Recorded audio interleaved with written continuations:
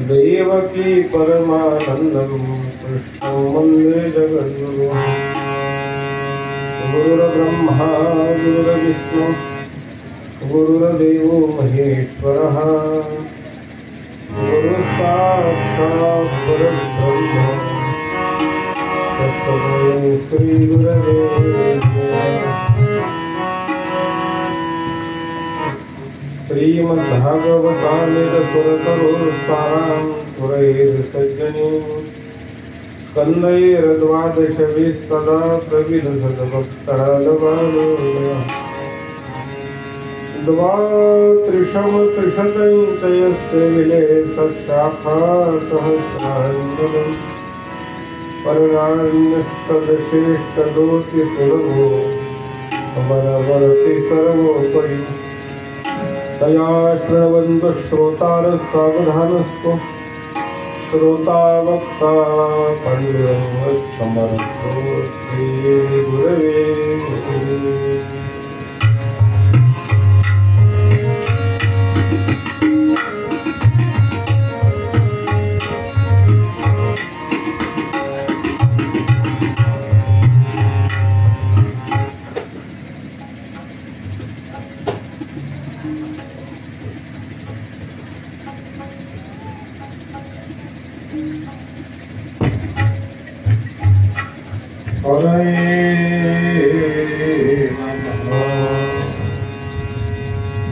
ओम नमो भगवते वासुदेवाय। ओम नमो भगवते वासुदेवाय। श्रीशुक उवाच अस्ति प्राप्तिश्च कंसस्य महिष्यो भरतर्षभ मृते भरतरिमुद्धारके यतुस्मापितुरतः। आनंदकंद भगवान श्री कृष्णाच्या परम मंगल परम दिव्य परम श्रेष्ठ या दिव्य चरित्रामध्ये स्वर्गीय द्रौपदाबाई पांडुरंग पाटील घाडगे यांच्या प्रथम पुण्यस्मरणानिमित्त आयोजित असणारी ही कथा उपस्थित सर्व सद्भक्त श्रोतागण आपण भगवान कृष्णाचं चरित्र श्रवण करत आहोत।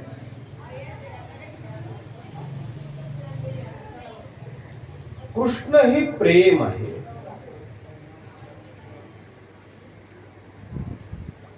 एकच अशी वस्तू आहे की लोकाला दिल्यानंतर ती आपल्या जवळ वाढते, तिचं नाव आहे प्रेम। एरवी आपण पाणी जरी लोकाला दिलं तर आपल्या जवळचं कमी होतं, पैसा लोकाला दिला आपल्या जवळचा कमी होतो, भाकरी आपली लोकाला दिली आपल्या जवळची कमी होते। पण एक अशी गोष्ट आहे की ती तुम्ही जगाला दिली ना ती आपल्याकडे वाढत राहते, तिचं नाव आहे प्रेम। भगवान कृष्णाचं जीवन चरित्र जर आपण पाहिलं तर काय दिलं मला कृष्णानं? कृष्णानं गोपालांना प्रेम दिलं। आज माणूस माणसाला पैसा द्यायला तयार आहे, पण माणूस माणसाला प्रेम द्यायला तयार आहे। भगवान कृष्णानं आपली जी गोपाल मंडळी आहेत, गोकुळातली प्रत्येक व्यक्ती आहे, त्या प्रत्येकाला कन्हैयानं आज प्रेम दिलं।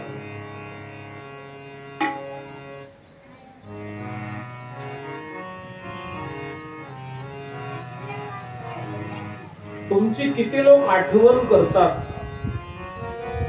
तुमची श्रीमंती आहे। तुमची किती लोक आठवण करतात ही तुमची काय श्रीमंती आहे।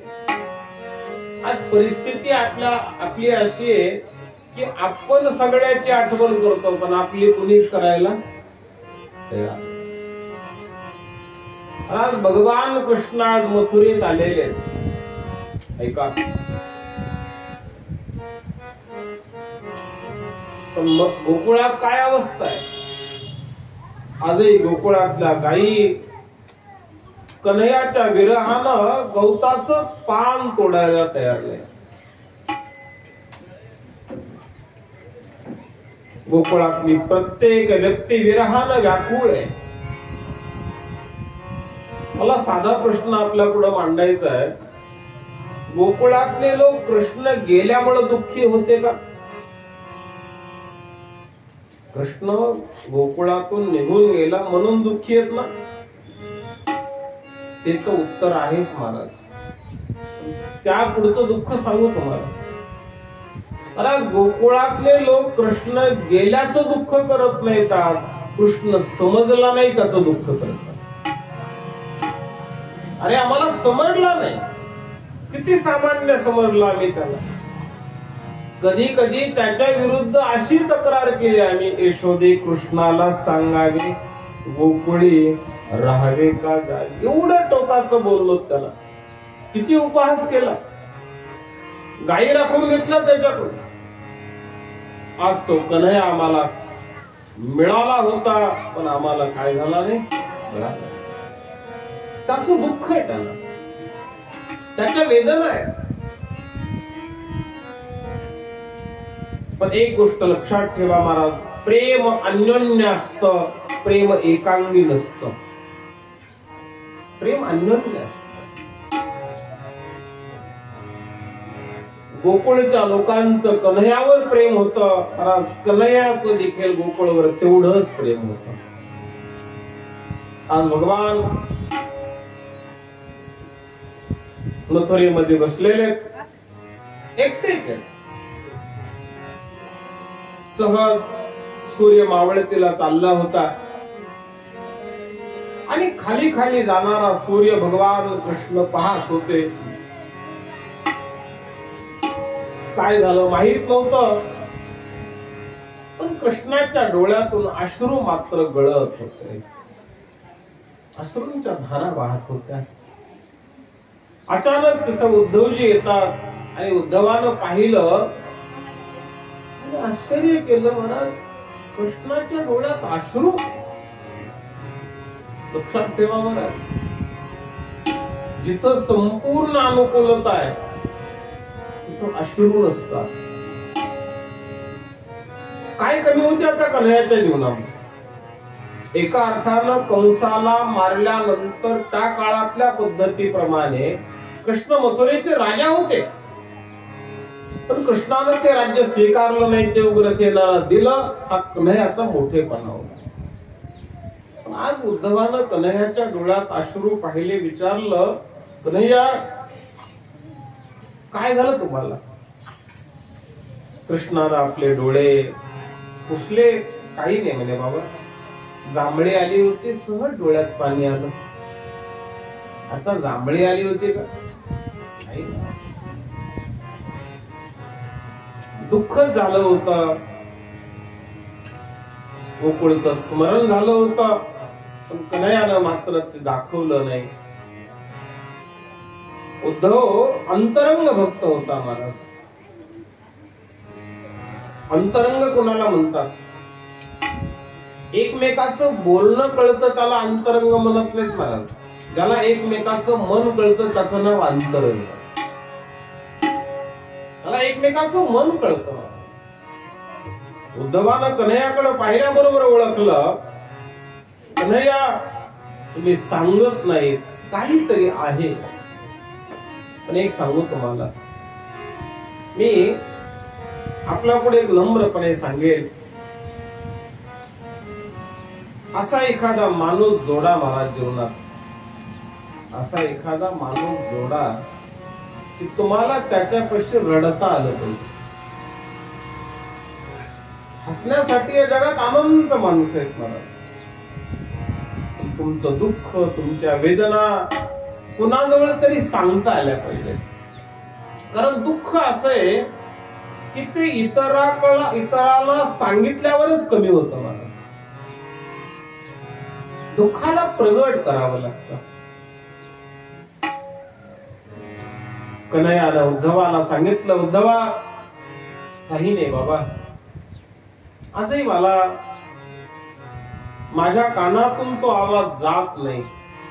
गाईचं हंबरणं, गोपालांचं हाका मारणं, गोपींचं गाणं, यशोदेचं कन्हैया कन्हैया बोलावणं आजही माझ्या कानातून जात नाही रे. पुन्हा पुन्हा गोकुळीची आठवण होते. आता उद्धव ज्ञानी भक्त होते महाराज, आणि ज्ञानी बुद्धीचा उपयोग जास्त करतो. उद्धवानं मनातल्या मनात विचार केला, कन्हैया तुम्ही गोकुळीची आठवण काढता, पण गोकुळचे लोक आपापल्या कामात गुंतले असतील. त्यावेळेला भगवान सांगतात, नाही उद्धवा,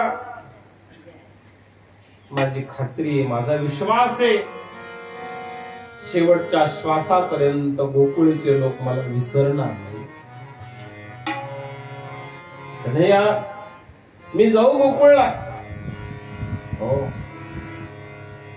आज उद्धवजी गोकुळला येतात महाराज. ऐका जरा, ज्या वेळेला उद्धवजी गोकुळला येतात महाराज, त्यावेळेला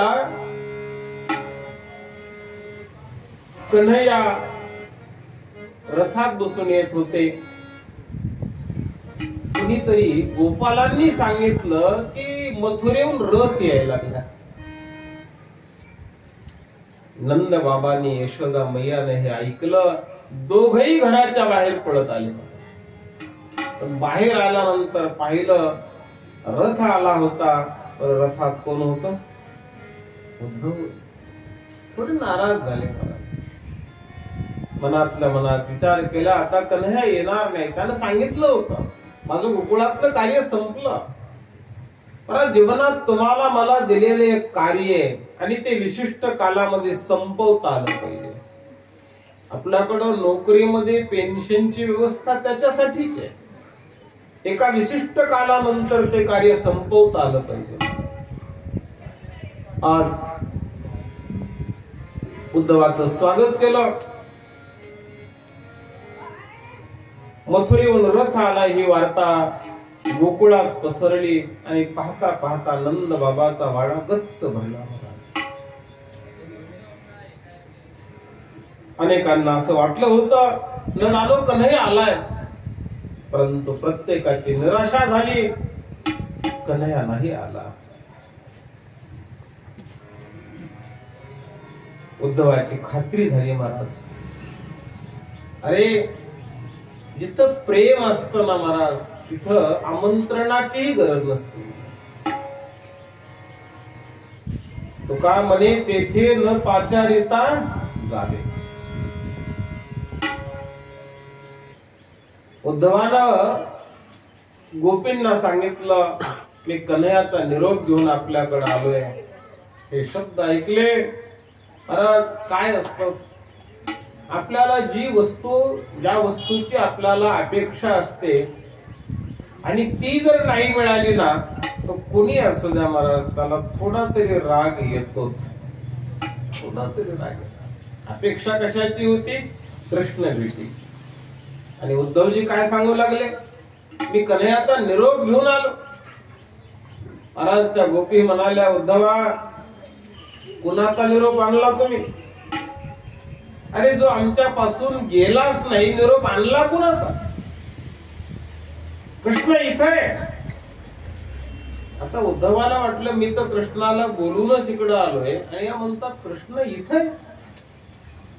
हो, गोपींनी सांगितलं कृष्ण इथं आहे. त्यातल्या पहिल्या गोपीनं सांगितलं, आज पहाटेच माझ्या घरी मंथन होईपर्यंत बसून होता. दुसऱ्या गोपीनं सांगितलं, मला यमुनेवरून हंडा उचलून दिला. तिसरी गोपी सांगू लागली, कन्हैयाचा चेंडू माझ्या पायात अडकला.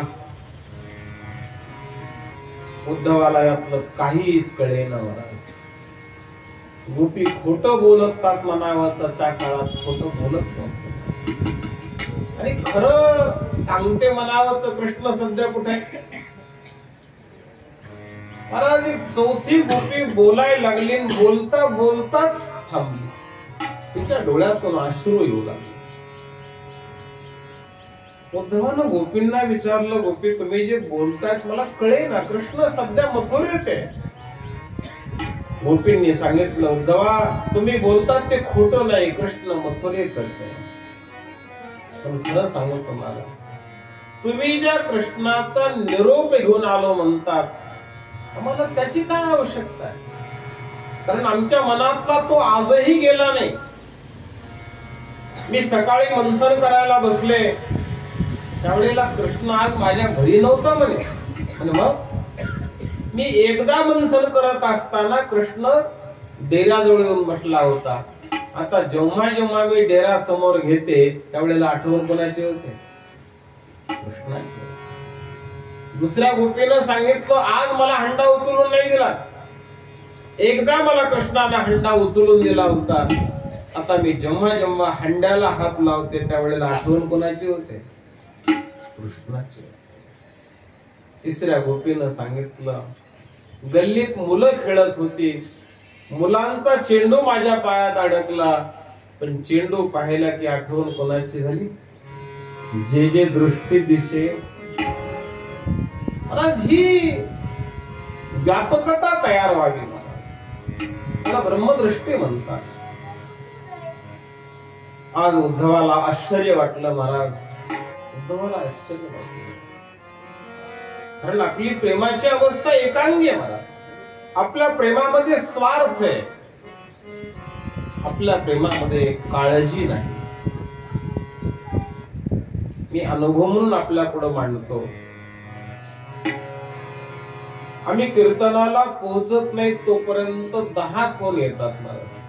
कुठपर्यंत आले, निघालात का, किती वाजेपर्यंत येणार, आल्यानंतर जेवायला काय करायचं, काय जेवण घेणार. एकदा का कीर्तन संपलं, निरोप दिला ना, मला नाही अजून फोन आला कुणाचा. तुम्ही पोहोचले का तुमचा वाटेतच अपघात झाला. उपेक्षण नाही सांगत, ज्याच्यामध्ये काळजी असते त्याचं नाव प्रेम आहे महाराज. पूर्वी माळवदाची घरं होती आणि अशी खांडावर काही मणी लिहिलेल्या असायच्या. मला आजही आठवत, फुलात फुल जाईचे, जगात प्रेम. प्रेम फक्त आईला करता येतं. आता अलीकडच्या काळात आपण प्रेम शब्द खराब करून टाकला, सोडा तो भाग बाजूला. ते प्रेम नाही महाराज. दोन तरुण तरुणी एकमेकाला आकर्षित होतात आणि लोक त्याला काय नाव देतात? ते प्रेम नाही महाराज, ती वासना आहे, ती कामवासना आहे. ज्याच्यामध्ये काळजी आहे त्याचं नाव प्रेम आहे महाराज. आज उद्धवानं त्या चौथ्या गोपीला विचारलं, तू का रडतेस? त्यावेळेला तिनं सांगितलं, उद्धवा माझी सुद्धा आठवण आहे, पण माझी आठवण सांगता येण्यासारखी नाही, म्हणजे मला विचारू नका. आता उद्धवाची उत्सुकता वाढली होती. उद्धवानं सांगितलं, नाही म्हणे, तुझी आठवण काय ते सांग म्हणे. त्यावेळेला ती परत एकदा रडू लागली आणि तिनं सांगितलं, उद्धवा काय सांगावं, मी एकदा रानात निघाले होते.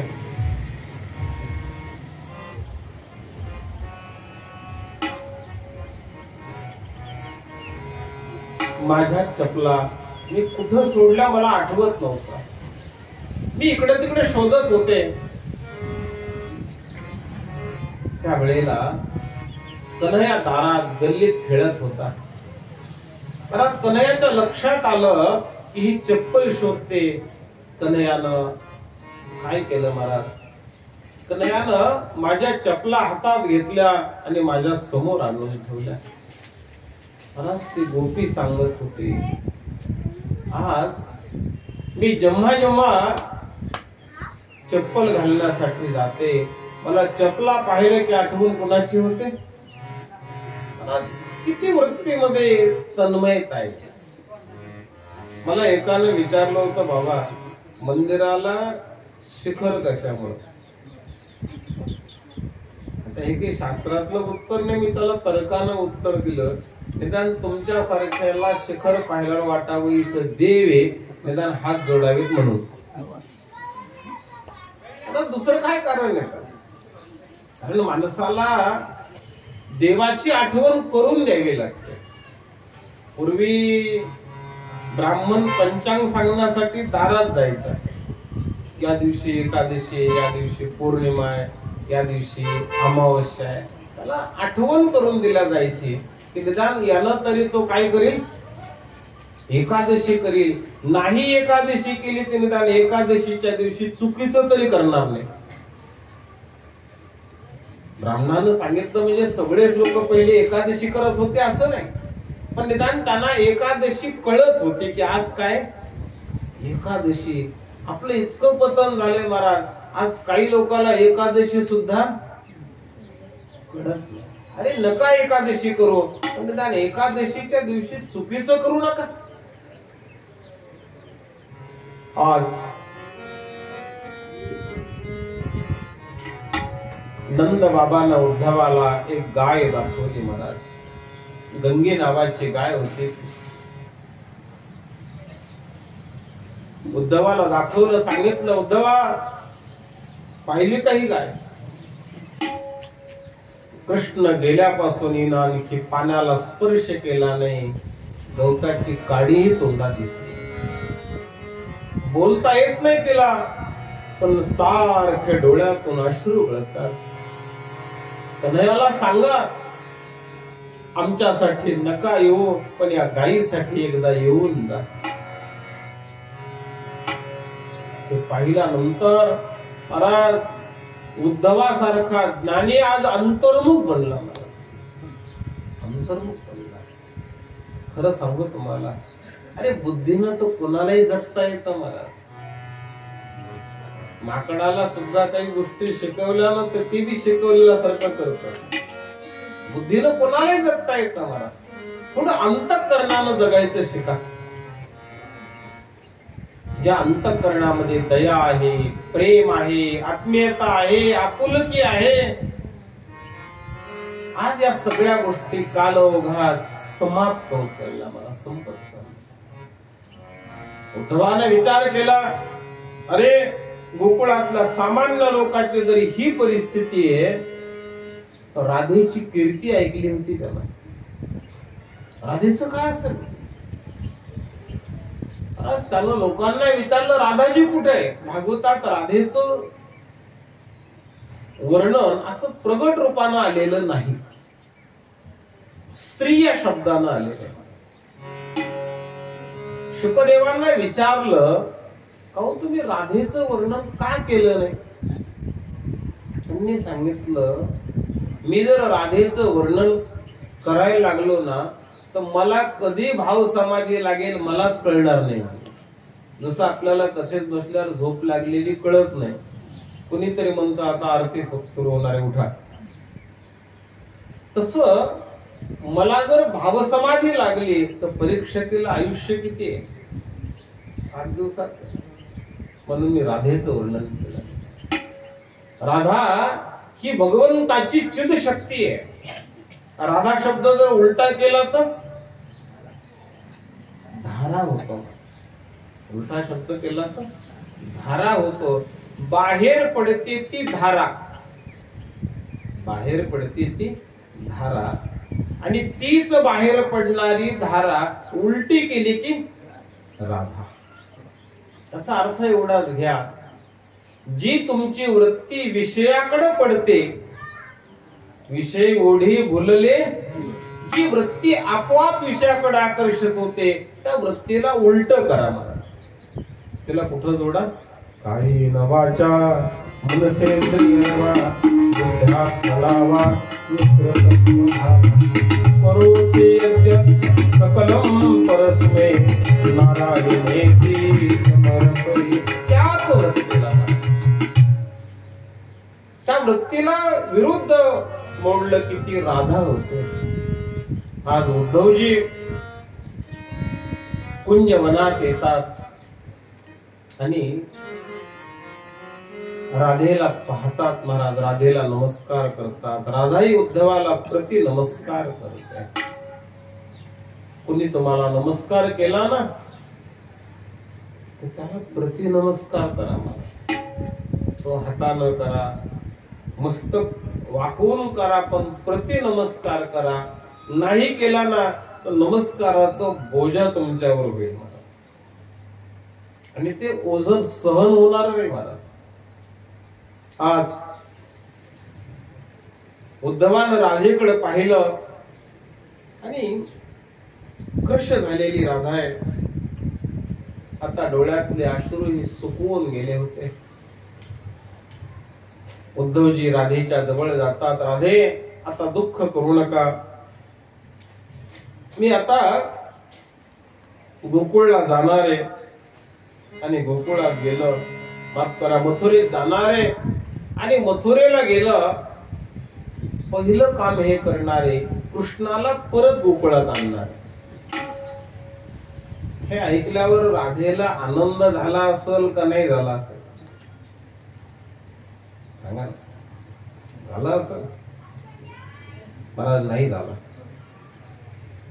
का? खऱ्या प्रेमात काळजी आहे, स्वार्थ नाही महाराज. राधाजी उठून उभ्या राहिल्या आणि राधेनं उद्धवाला सांगितलं, उद्धवा, कन्हैयाला गोकुळात नका पाठवू. आम्ही कुठं सुख दिलं त्याला? गाई राखून घेतलं त्याच्याकडून आम्ही. आमच्याकडे शेण काढलं त्यानं. अनेक वेळेला अपशब्द बोललोत आम्ही त्याला.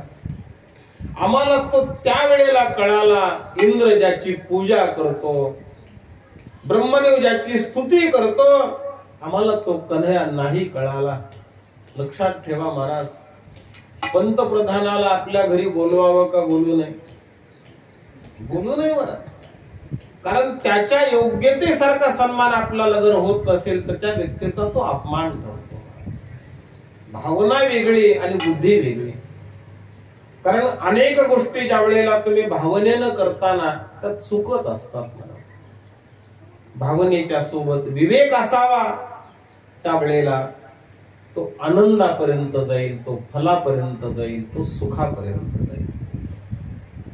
आज राधेनं सांगितलं कन्हैयाला नका पाठवू. बस, कन्हैया मथुरेला गेल्यावर आम्हाला जास्त आनंद झाला. आता हे थोडं बोलणं विरुद्ध वाटतं बरं. कन्हैया आम्हाला मथुरेत गेल्यावर जास्त आनंद झाला. कशाचा? कारण ज्या अत्याचारी कंसाचा अनेकाला त्रास होता तो कुणी मारला? बस, खूप आनंद झाला आम्हाला. अरे, आमच्या कन्हैयानं कंस मारला, आमच्या कन्हैयानं कंस मारला. राधेचं बोलणं ऐकलं आणि उद्धवानं राधेला प्रतिप्रश्न विचारला. ऐका जरा. उद्धवाने विचारलं, राधे, जर मला कन्हैयाने विचारलं की राधेनं काही निरोप दिला का, मी काय सांगू? राधेनं सांगितलं, हे चालेल महाराज, माझा एक कन्हैयाला निरोप आहे, एवढा निरोप घेऊन जा. आणि राधेनं उद्धवाकडे आपला निरोप कन्हैयाला पाठवला. महाराज, माझी आपल्याला विनंती आहे, हा राधेनं पाठवलेला निरोप आहे ना महाराज, तो फक्त राधेचा निरोप होऊ नये, तो तुमचा, माझा, सगळ्यांचा निरोप व्हावा. आपणही भगवंताला हीच प्रार्थना करू जी राधेनं केली होती. इतना तो करना स्वामी, जब प्राण तन से निकले. इतना तो करना स्वामी, जब प्राण तन से निकले. गोविंद नाम लेकर जब प्राण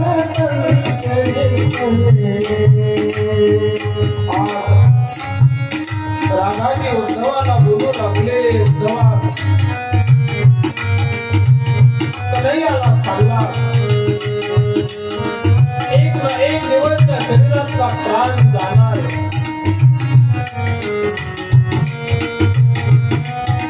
लक्षात ठेवा, मला साधना जगण्यासाठी नसते, हे डोक्यातून काढून टाकायचं. आमची अशी धारणा आहे की मी परमार्थ केला म्हणजे देव माझं चांगलं करेल. अरे पांडवाचं चांगलं नाही केलं, आपलं काय करणार? साधनेने जगणं चांगलं होत नसतं महाराज, साधनेनं मरण चांगलं होतं. शेवटचा दिस हो. आज राधेनं सांगितलं, कन्हैयाला सांगा, तुमच्याकडे कर्तृ अकर्तृ अन्यथा कर्तृ शक्ती आहे. त्या शक्तीच्या द्वारे तुम्ही करशील तरी नवे काही, राईचा डोंगर पर्वत करा. एक काम करा, राधेला आपली इच्छा बोलून दाखवली. श्री गंगा जी का तट हो, यमुना तव शिवत हो. श्री गंगा जी का तट हो, यमुना तव शिवत हो. मेरा सांवरा निकट हो,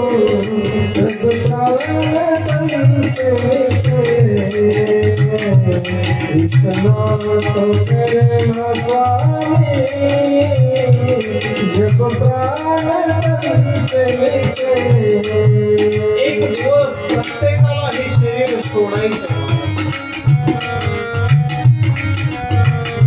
कथा ऐकताना एक गोष्ट मनात आणा, माझी विनंती आहे तुम्हाला. कधीतरी एकांतात बसा आणि प्रार्थना करा मनात प्रभूला की मला असा मृत्यू येऊ दे, मला असं मरायचंय, असं कोणीच ठरवलं नाही. मला उद्या कसं जगायचं हे प्रत्येकजण ठरवतो, पण कसं मरायचं हे आधी ठरवलं नाही. राधाजी सांगतात, हाच यमुनेचा तट असावा, हात असणारा करंब वटवृक्ष असावा. ज्या वेळेला माझा मृत्यू होईल ना, त्या वेळेला मात्र तुम्ही माझ्या जवळ असाल. शीघ्र नहीं भूल जाना, बंसी में धुन सुनाना,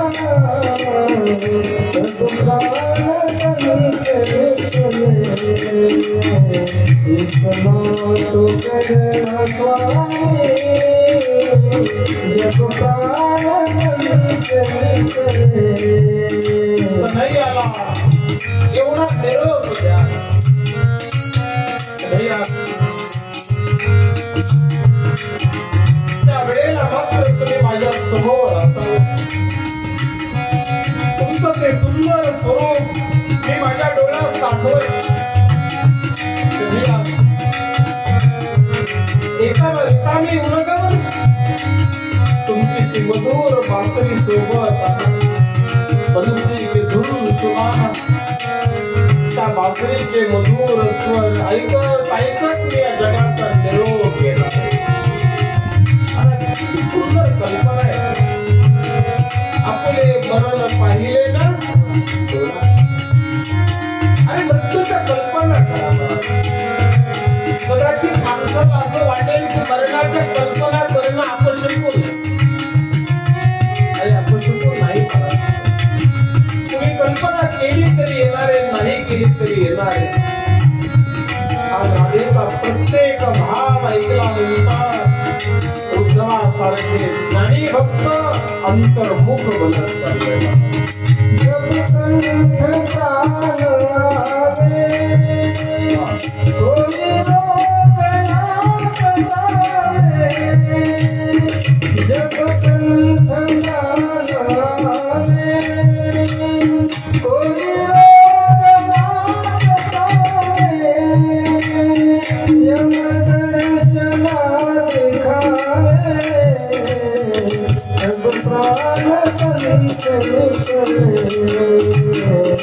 सुंदर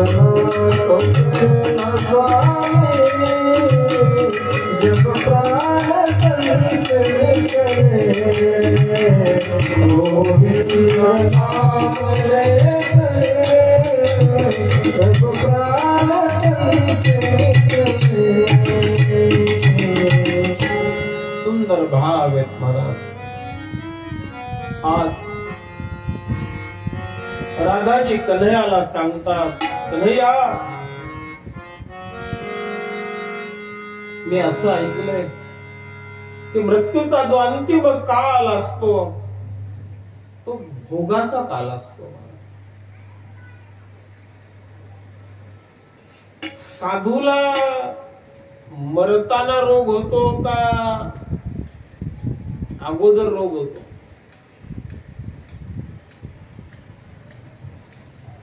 साधूला मरताना रोग होतो का? कारण भोगे रोगा जोडून या दिले. पण भगवंताची ही कृपा असते साधूवर की अगोदर जर त्याला रोग झाला तर साधना त्याची बुडेल.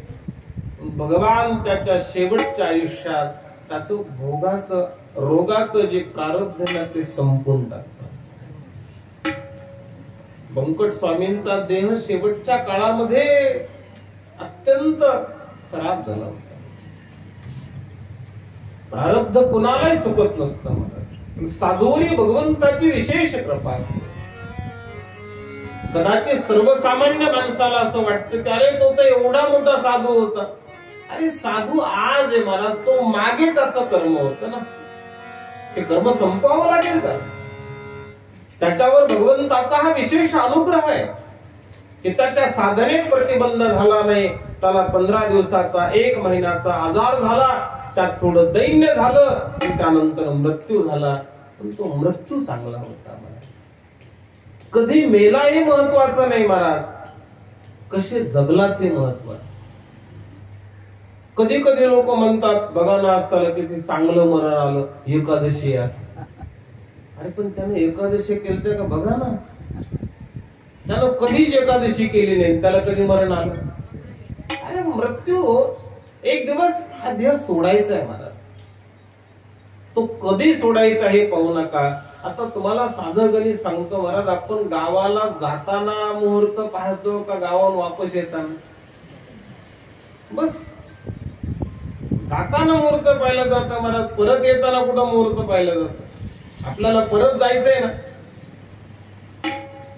कारण आपण जिथून आलो तिथून आपल्याला परत जायचंय. जीवन आहे एक अंतिम यात्रा आहे. ती जीवनामध्ये अनेक प्रकारच्या यात्रा आपण मरेपर्यंत केल्या, ही शेवटची यात्रा आहे.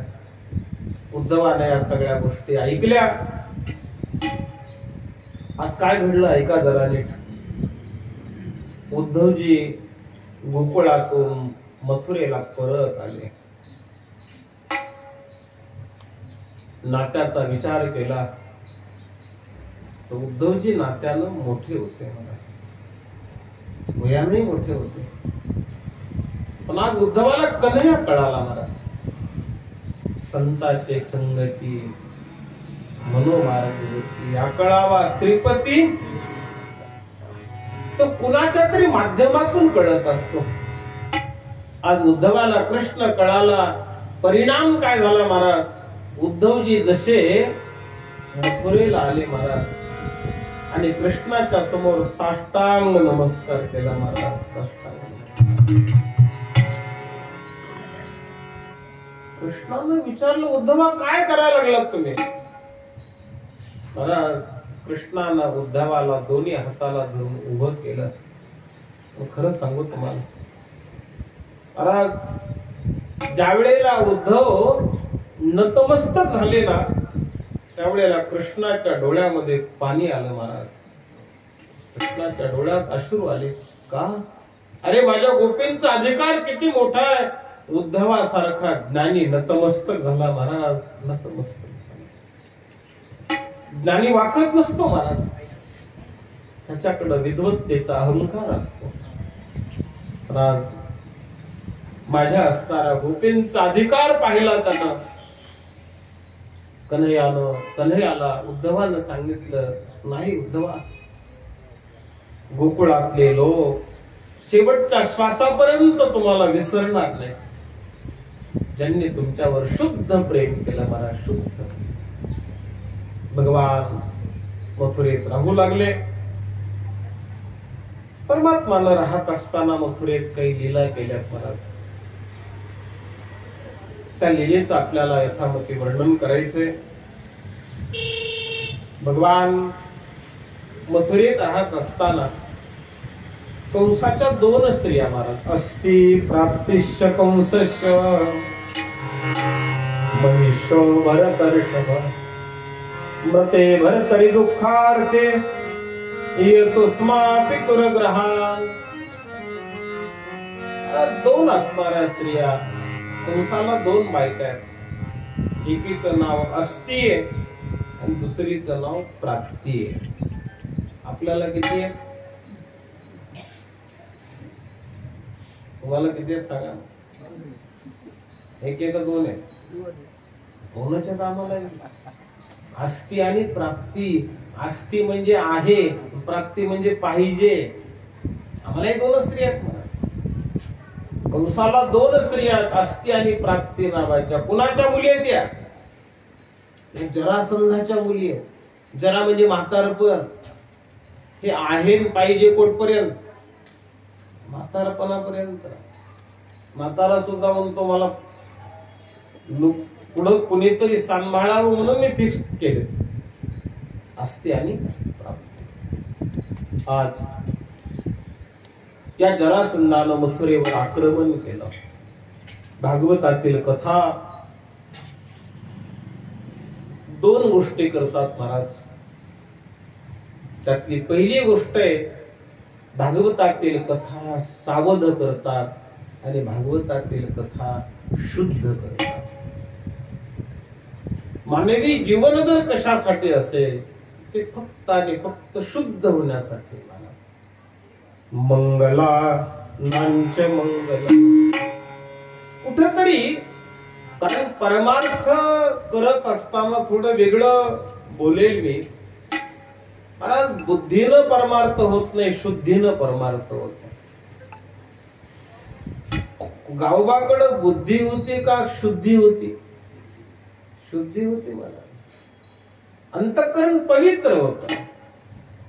किती पवित्र होतं सांगू तुम्हाला. भागवतातला प्रसंग नाहीये, पण आठवला म्हणून सांगतो. एकदा नाथाकडं रोज सकाळी पाठ असायचा. विद्वान मंडळी पाठाला यायची. सकाळची 7ची वेळ होती. सगळी विद्वान मंडळी पाठाला येऊन बसली होती. नाथही व्यासपीठावर येऊन बसले होते. वेळ झाला होता, पण नाथ पाठ काही सुरू करत नव्हते. विचार करत होते, का थांबले नाथ महाराज? शेवटी एका जवळच्या व्यक्तीने विचारलं, नाथ महाराज वेळ झालाय म्हणे, 7 वाजून गेले. नाथांनी सांगितलं अजून गावबा आला नाही म्हणे. बसलेली विद्वान मंडळी होती, सगळीच हसायला लागली. कारण नाथ कुणाची वाट पाहायला लागली? गावबाची. आता सगळ्याला वाटलं चांगल्या विद्वानाची ना वाट पाहिली असली तर मग तरी मग होतं म्हणे. ज्याला काही कळत नाही, ज्याला काही समजत नाही, जो नुसता नाथाच्या घरी काम करतोय, कथेत आला तरी नुसता झोपतोय, नाथ कुणाची वाट पाहायला लागले? सगळे हसले मला. नाथ काहीच बोलले नाही. एवढ्यामध्ये गावबा आला. आल्याबरोबर गावबानं नाथाचं दर्शन घेतलं आणि गावबा आपल्या जागेवर बसायसाठी चालला. नाथ महाराजांनी सांगितलं, गावबा थांब म्हणे, आजचा पाठ तू सांग. त्याला निदान म्हणायला पाहिजे होतं, मला कसं जमल? नाही महाराज, अंतःकरण शुद्ध होत. किती शुद्ध होत. नाथ पलीकडून खाली उतरले आणि गावबा इकडून वर बसले. सेवके सांगितले करावे ते का. आणि ज्या वेळेला गावबा पाठ सांगू लागले महाराज, अनेक विद्वान होते ना महाराज, त्यांची भ्रांती उतरली. अरे काय हे सगळं? होता कृपा तुमची. आणि जिथं पशुवेद बोलतो महाराज गावात मनुष्य होता. हे का सांगायला लागलो महाराज? शुद्धीला महत्व द्या, बुद्धीला नको असं नाही म्हणणार मी. ज्ञानोबा म्हणतात बाबा बुद्धीला महत्व दिलं ना तर ती बुद्धी प्रपंच अधिक करते. मला बुद्धीचे वैभव अन्य नाही तुझे, एका केशवराजे सकळ सिद्धी. आज जरासंधानं मथुरेवर आक्रमण केलं महाराज, आक्रमण केलं. मथुरा म्हणजे शरीरवर. भागवतामध्ये ही कथा आली 50व्या अध्यायात. कधी आक्रमण केलंय? 50व्या अध्यायात. जरा म्हणजे म्हातारपण. जरासंधाचं सैन्य. कोणतं सैन्य जरासंधाचं? अनेक प्रकारचे रोग हे जरासंधाचं सैन्य. ते कधी आक्रमण करतं? वयाची 50 वर्ष झाली की डायरीवर टिपून ठेवा.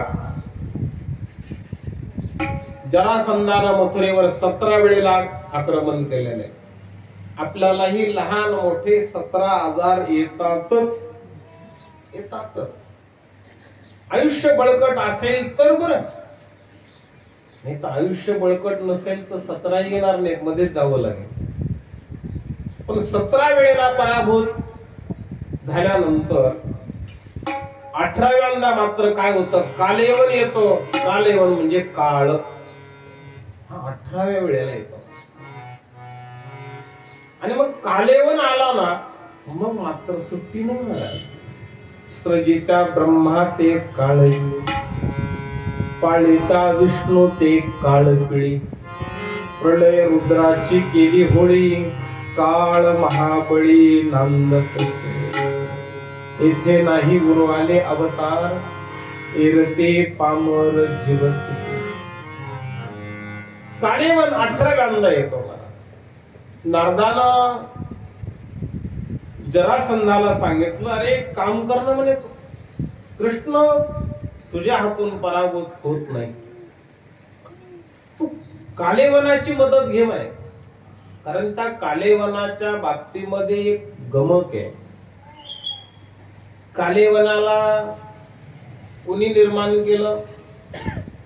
कालेवनाला निर्माण केलं महाराज गर्गाचार्य. थोडा वेगळा इतिहास आहे, तो विस्तार करत नाही त्याचा. आणि त्याला एक वरदान मिळालं होतं की यादवाच्या हातून तुझा पराभव होणार. आणि कृष्ण कोण होते? यादव. पण नारद जे भांडण लावत होते ना त्या भांडणाच्या मागे उद्देश होता, विनाकारण नव्हता, स्वार्थ नव्हता. काय उद्देश होता? कारण तो काळ असा होता की भगवान कृष्ण तारुण्यात होते आणि आता कृष्णाचा विवाह होणं गरजेचं होतं. पण लोकांमध्ये कृष्णाच्या विषयी काय मत होती? कोणी म्हणती नंदाचा, कोणी म्हणती वसुदेव, विविध मत होती महाराज. आता नारदाने विचार केला, कालेवनाला जर आपण मथुरेला पाठवून दिलं कृष्णाकडे तर 2 कामं होतील. एक तर कालेवनासारखा दुराचारी मारल्या जायचे, हे एक काम झालं. आणि कृष्णानं जर मारला हातानं तर समजायचं कृष्ण यादव नाही. पण कृष्णानं जर नाही मारला तर समजायचं कृष्ण कोणी? मग यादव. हे जगालाही त्या निमित्तानं माहित होईल.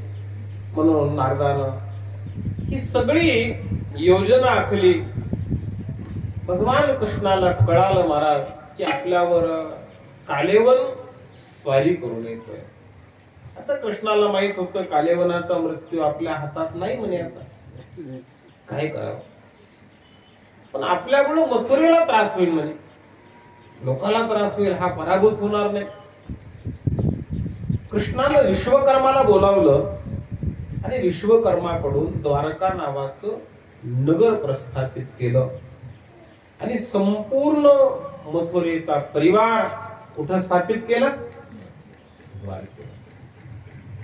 भगवान एकटेच थांबले मथुरेत. इकडं दरकोल दरमुक्काम करत कालेवनाचं सैन्य मथुरेत येऊन आलं, धडकलं आणि त्यांनी मथुरेला वेढा टाकला. सूर्योदय होताच सगळं सैन्य मथुरेत शिरलं. पाहतात तर मथुरेत उतरही नव्हतं. मला कालेवनाला आश्चर्य वाटलं. त्यानं कृष्ण पाहिला होता का ऐकला होता? ऐकला होता. मला कागबख रिठा मारिले बाळपणी ऐकला होता. विचार केला कृष्ण खरंच मायावी म्हणे. अरे रात्रभर इथं लोकांचा आवाज येत होता. आपण बाहेर होतो आणि सकाळी कोणी नाही. काय असेल म्हणे. एका विशीतून एकटे कृष्ण बाहेर पडले महाराज. कृष्णाच्या सोबत ना मनुष्य होता, ना सेवक होता, ना कृष्णाच्या सोबत शस्त्र होता. एकटे कृष्ण. आता पूर्वीचे लोक स्वाभिमानी होते महाराज आणि आताचे लोक अभिमानी आहेत महाराज. कसले स्वाभिमानी? फक्त अभिमानी. जे स्वाभिमानी होते कालेवनासारखा दुराचारी मनुष्य महाराज. पण त्यांना विचार केला कृष्ण जर रथावर नाही तर मी रथ सोडून देतो. कृष्णाच्या हातात शस्त्र नाही, त्याने आपल्या हातातले शस्त्र टाकून दिले. कृष्णाच्या सोबत सैन्य नाही, त्यानं आपल्या सैन्याला सांगितलं परत फिरा. स्वाभिमानी होता महाराज. आणि मल्लयुद्ध खेळण्यासाठी तो कृष्णाच्या अंगावर धावून गेला. जसा कृष्णाच्या अंगावर धावला कृष्ण पळायला लागले. त्या ठिकाणचं नाव पडलं महाराज रणछोड दास. भगवान रण सोडून काय झाले? पळायला. डाकोर नावाचं ठिकाण आहे आजही गुजरात मध्ये. भगवान तिथून पळू लागले. आता मला तुम्हाला विचारायचंय, कृष्ण पळायला लागल्यानंतर कालेवनाचा समज काय झाला? आता घाबरला म्हणे. लोक काय म्हणतात? बलवाने. आता कृष्ण पुढं पळायला लागले. कालेवन कृष्णाच्या मागे पळायला लागला. कृष्ण पुढं पळतात, कालेवन मागे पळतोय. आता मला तुम्हाला विचारायचं, कृष्ण पळत होते का कालेवनाला पळवित होते? त्यालाच पळवित होते महाराज. पण याचा असा समज झाला की कृष्ण काय व्हायला लागला? हा कृष्ण पळत नव्हते, याला पळवित होते. कृष्णाच्या अंगावर एक शाल होती. ती कधी त्याच्या हाताला लागावी पुन्हा सुटावी, पुन्हा हाताला लागावी पुन्हा सुटावी. भगवान त्याला त्या ठिकाणी घेऊन गेले जिथं मुचकुंद नावाचा राजा इंद्राकडून एक वरदान घेऊन विश्रांती घेत होता की जो माझ्या विश्रांतीत बाधा आणेल तो जळून भस्म होईल. कृष्णानं पळत असताना आपल्या अंगावरची शाल त्याच्या काय केली होती? ओळखीची केली. भगवान ते शाल घेतात, मुचकुंदाच्या अंगावर टाकतात, थोडं पलीकडे जातात. पाठीमागून आलेला कालेवन शाल पाहतो आणि कृष्ण समजून लाथ मारतो. मला जशी लाथ मारली मुचकुंद जागा झाला आणि तीव्र दृष्टीनं पाहिल्याबरोबर एखादा कापूर पेटावा त्याप्रमाणे कालेवन भस्मसात झाला. तुमच्या जनाबाईनं देवाचं वर्णन केलं. झुंड झाला तुझा. काय केलं देवाचं? थकवून मारला कालेवन. तो का मरत होता का म्हणे तुला? तू थकवलंस का? खूप मोठा प्रसंग आहे तो. आज कालेवनाचा मृत्यू झाला. भगवान द्वारकेत येतात. इथं परमात्मानं ठरल्याप्रमाणे किंवा पद्धतीप्रमाणे आपल्याकडं मोठ्या भावाचा विवाह अगोदर होतो आणि लहान्याचा नंतर होतो. कृष्णाचे मोठे भाऊ होते बलराम. बलरामाची रेवत नावाचा राजा, त्याची रेवती नावाची मुलगी. हा ब्रह्मदेवाकडे गेलता वर विचारण्यासाठी. तो तोपर्यंत कलियुगातला द्वापार युगातला खूप मोठा काल निघून गेला. आणि असं वर्णन आले महाराज, याचा जाणीवपूर्वक उहापोह याच्यासाठी करतो. बलराम दादाची पत्नी रेवतीचं वय बलरामापेक्षा जास्त होतं. आपल्याकडं मुलाचं वय जास्त असतं का मुलीचं जास्त असतं? मुलाचं. पण बलरामाचं वय कमी होतं, रेवतीचं वय जास्त होतं. तरी त्यांचं काय झालं, आताचा काळ जरा कठीण म्हणून माहिती दिली. असं जर एखादं आलं तर जमून घ्या, आपल्याकडं शास्त्राचा आधार. आज बलरामाचा विवाह होतो आणि आता भगवान कृष्णाचा विवाह आपल्याला पाहायचा आहे. भगवंताच्या जीवनात हा आलेला एक अलौकिक प्रसंग आहे महाराज. कृष्णानं आपलं गृहस्थाश्रमी जीवन जगापुढं मांडलं महाराज, आदर्श प्रस्थापित केला. मला तुम्हाला विचारायचंय, आता मी तुम्हाला कृष्णाचा विवाह सोहळा सांगणार आहे. तुम्ही कृष्णाचं लग्न लावणार आहेत आता का ऐकणार आहेत? ऐकायचं का लावायचं? ऐका. कृष्णाचं लग्न ऐकूही नका, कृष्णाचं लग्न लावूही नका, कृष्णाशी लग्न लावून घ्या. कारण तुम्ही ऐकलंय की कृष्णाचे किती लग्न झाले? 16,108. म्हणून कृष्ण काय झाला? मोठा झाला. आपले किती लग्न झाले? आपले बरेच लग्न झाले. लग्न शब्दाचा अर्थ फक्त पत्नी करू नका महाराज. लग्न म्हणजे जोडणे, संलग्न होणे. तुम्ही सुद्धा स्वतःला अनेकाशी जोडून घ्या. हे लग्नच आहे. आतापर्यंत आपले खूप लग्न झाले.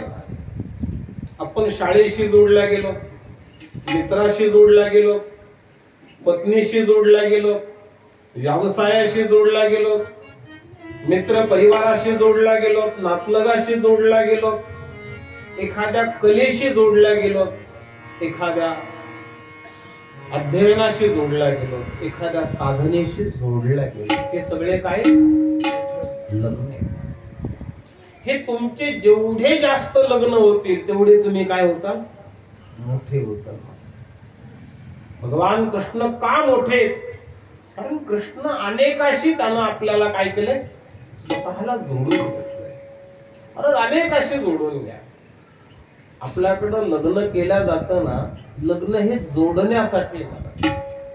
पण अलीकडच्या काळात काय झाले माहित नाही मला.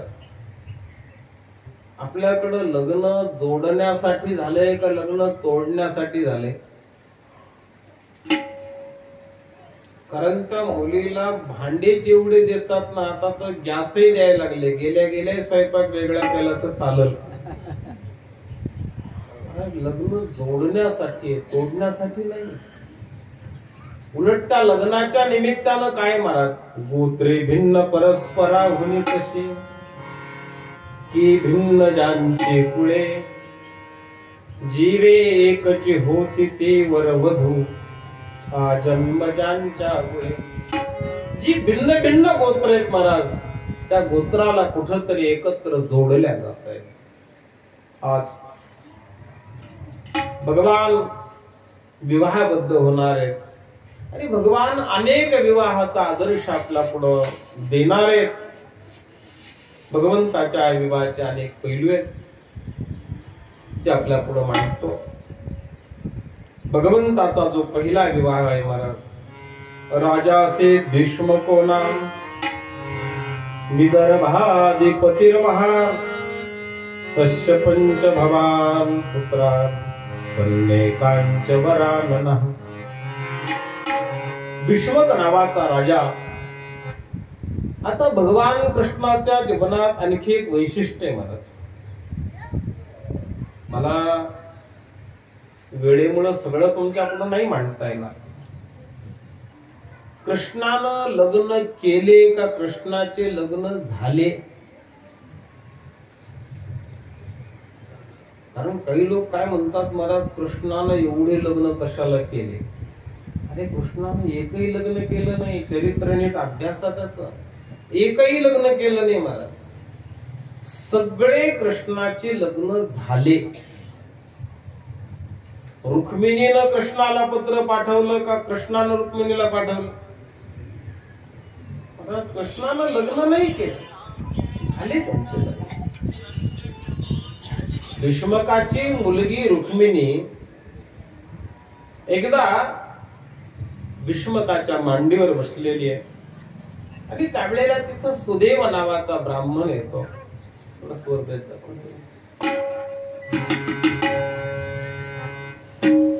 त्या सुदेवानं भगवान कृष्णाचं इत्यंभूत चरित्र बाल्य दशेपासून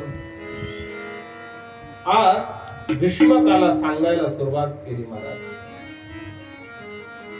भगवंताच्या चरित्रानं महाराज आपण प्रभावित होतो, कृष्णाच्या चरित्रानं परिणामित होतो.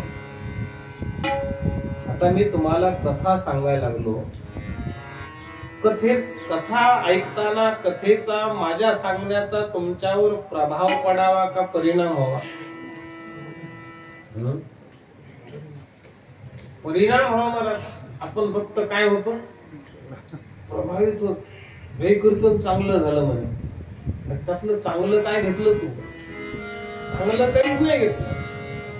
आम्ही प्रभावित व्हायला लागलो, महाराज परिणामित व्हायला तयार.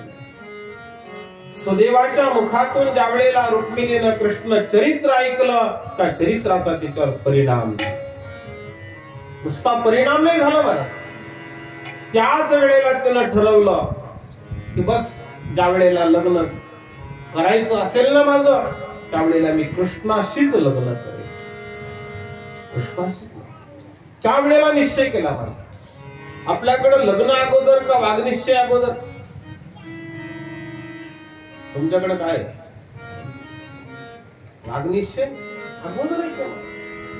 अरे साधनेचं लग्न करत असताना पहिल्यांदा वागनिश्चय करा. ठरवा अगोदर काय करायचंय ते. आपला काय होत नाही, निश्चय होत नाही. निश्चयाचे बळ का म्हणे तेचे फळ. मी तुम्हाला एक साधा प्रयोग सांगतो, करता आला तर करा. निश्चय कसा करायचा? ज्यांना एकादशी नाही, त्यांनी एकादशीच्या दिवशी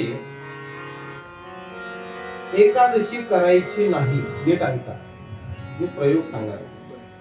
एकादशी करायची नाही, पण जेवायला बसलं की म्हणायचं आज एकादशी, मी एकादशी करायला पाहिजे. म्हणायचं काय करायला पाहिजे? एकादशी करायला पाहिजे. जेवायचं मला. पुन्हा दुसरी एकादशी आली की पुन्हा तसंच करायचं. जेवायला बसलं की आठवण करायची एकादशीची, मी एकादशी करायला. पुन्हा जेवायचं. एक 6 महिने करून बघा काय होतं. परिणाम होतो मला. ज्यांना माळ नाही ना, त्यांनी माळी नाही घालायचं. मला फक्त म्हणायचं मला काय नाही, माळ नाही, मी माळ घालायला पाहिजे. आपोआप परिणाम. जे तंबाखू खातात ना, त्यांनी तंबाखू सोडायची नाही. चोळता चोळता म्हणायचं हे काही चांगली, हिनं कधी ना कधी कॅन्सर झाल्याशिवाय तोंडात टाकायची, खायची. फक्त नकारात्मक विचार त्याच्या बाजूने करायचा. एक सकारात्मक आहे आणि दुसरा नकारात्मक आहे. बुद्धीचा निश्चय तयार होतो. आणि एकदा निश्चय तयार झाला ना की साधक प्रवृत्त होतो. मग ती वृत्ती त्या दिशेने ओढ घेते आणि मग देह जावो अथवा राहो, प्राप्तीची अपेक्षा तयार होते. तुम्हाला माहिती आहे, रामानं ऐकलंय तुम्ही, शबरीला राम का मिळाला? सांगा. प्रतीक्षा वगैरे ते नंतरचा विषय झाला. उत्तर तेही बरोबर आहे. त्या दिवशी आपण 3 गोष्टी पाहिल्या: प्रतीक्षा, प्रयत्न आणि प्रेम. शबरीला राम का मिळाला महाराज? शबरीनं पहिला निश्चय केला मी लग्न करणार नाही,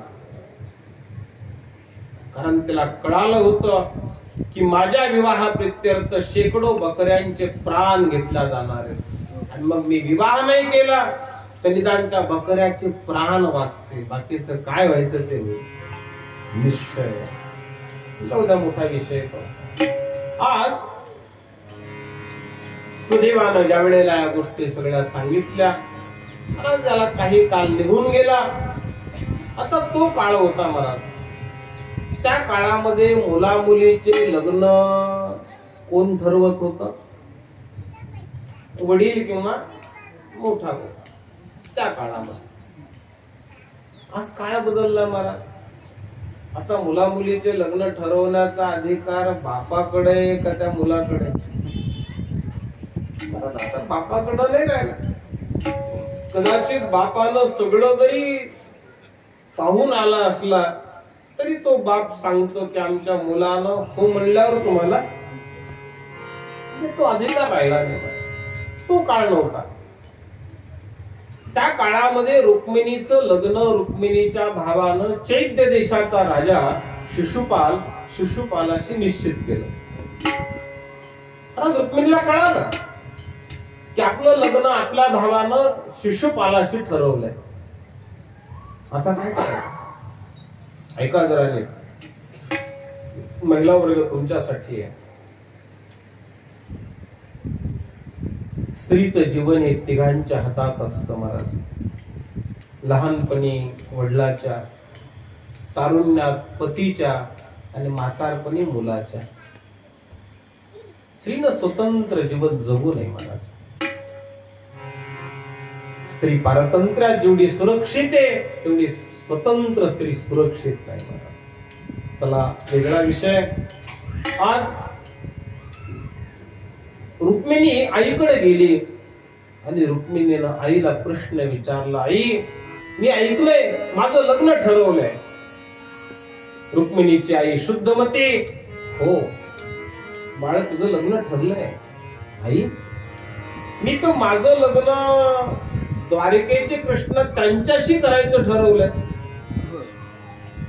आज मुलीला मुलीचं लग्न ठरवता येतं. ऐका, कथा नीट ऐका. मुलीला मुलीचं लग्न ठरवता येतं. कारण मला एकानं प्रश्न विचारला होता महाराज, त्या काळातल्या रुक्मिणीनं जर कृष्णाला पत्र पाठवलं, मग आजच्या रुक्मिणीनं पाठवलं म्हणून बिघडलं कुठं? म्हटलं नीट ऐकून घ्या. नुसता संदर्भ घेऊन कुणाचा तरी आधार घेऊन विपरीत कर्म करू नका. रुक्मिणीनं पत्र पाठवलंय म्हणून मी जबाबदारीनं बोलतो. कृष्ण गोविंद हरे मुरारे हे नाथ नारायण वासुदेवा. गोविंद हरे मुरारे नाथ नारायण कृष्ण गोविंद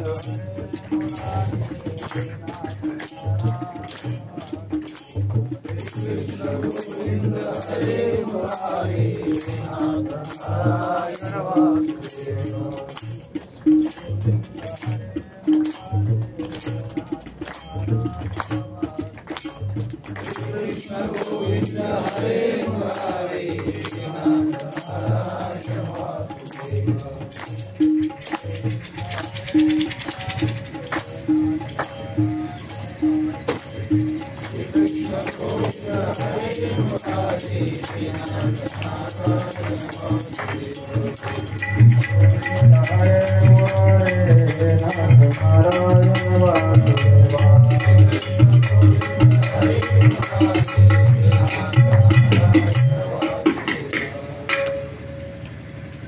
रुक्मिणीनंही आपला विवाह त्या काळामध्ये स्वतः ठरवला.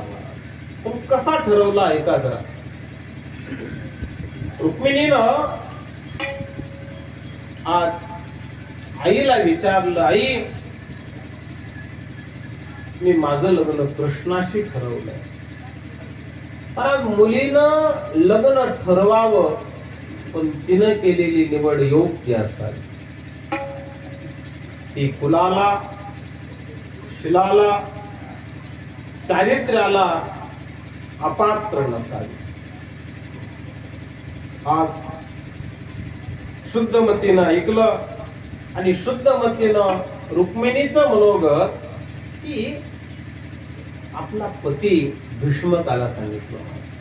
महाराज आपल्या मुलीनं असं ठरवलंय. महाराज भीष्मकालाही बरं वाटलं. अरे रुक्मिणीनं योग्य निवड केली. भीष्म रुक्म्याकडे गेले. रुक्मा पुत्र वडील त्याशी पुसणे त्याच्याकडे गेले आणि विचारलं रुक्म्या, अरे रुक्मिणीनं असं केलंय, तिचं लग्न केलं, कृष्णाशी ठरवलंय.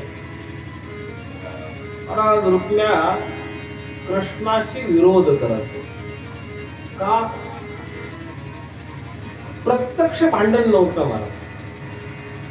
पण कधी कधी काय होतं, माणसं आपल्या मित्राचा शत्रू आपलाही काय मानतात, काही गेलं गेलं नाही मला.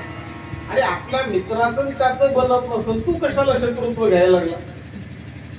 रुक्म्यानं कृष्णाचं शत्रुत्व असंच घेतलं होतं. त्यानं सांगितलं कृष्णाला आपली मुलगी द्यायची. गवळ्याचं पोरगं, चोऱ्या केल्यात, नको ते कर्म केलंय, चला का क्षत्रियाचा, छत्राचा, चामराचा, सिंहासनाचा मान आहे का? त्याला हा कोणी देत नव्हतं म्हणून त्यानं स्वतःचं नगर बांधलं. महाराज मथुरेचं राज्य कोणाला मिळालं होतं? कृष्णालाच मिळालं होतं. कृष्णानं स्वीकारलं नाही, उग्रसेनाला दिलं. नव्हे, द्वारकेचं राज्य भगवान कृष्णानं नाही केलं.